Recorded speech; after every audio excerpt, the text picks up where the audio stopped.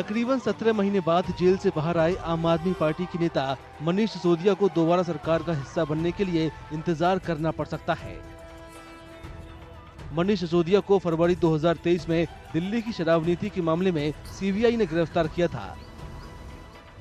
केंद्रीय एजेंसियों ने उन पर शराब वेंडिंग लाइसेंस धारियों को गलत तरीके से फायदा पहुंचाने का आरोप लगाया था।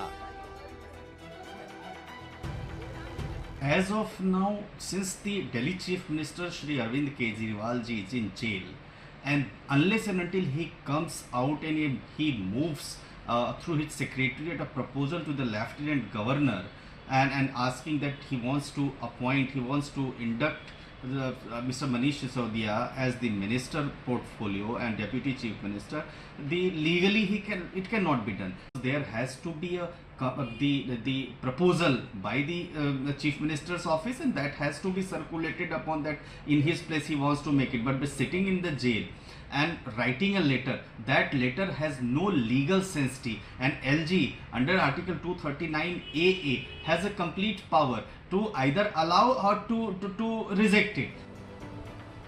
मंत्रियों की नियुक्ति के लिए एलजी को सिफारिश करने का अधिकार अकेले मुख्यमंत्री अरविंद केजरीवाल के पास है। केजरीवाल इस समय जेल में हैं, इस वजह से वो मंत्रियों की नियुक्ति की सिफारिश वाली फाइल पर साइन नहीं कर पाएंगे। If he wants to recommend the name of Mr. Manish Sisodia to be appointed as the Deputy CM for Delhi government, then he has to take the approval from the court, because right now he is lodged in jail in the Delhi excise policy or a CBI case, and as per jail manuals, for signing any legal documents, he would be requiring proper supervision and the approval of the court.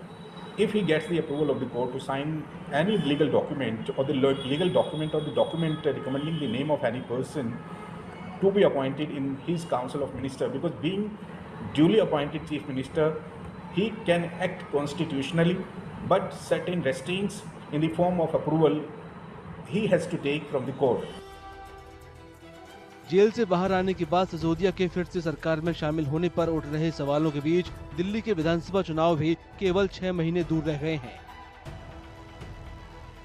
Party के कुछ नेता उनकी जल्दी से जल्दी बहाली पर जोर दे रहे हैं, जबकि कुछ नेता उन्हें संगठन में देखना चाहते हैं।